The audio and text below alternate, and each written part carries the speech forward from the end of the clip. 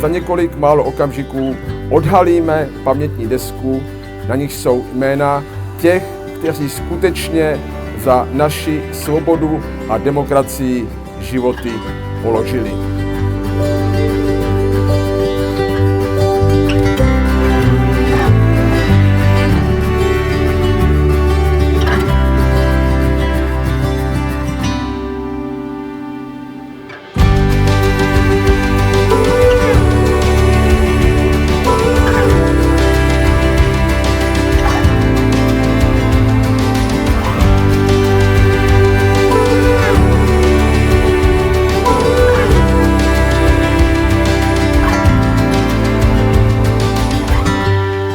Scházíme se dnes u největší společenské události v novodobé historii obce, a to je setkání rodáků. Dnes se jedná o 4. setkání a já nyní budu opět děkovat.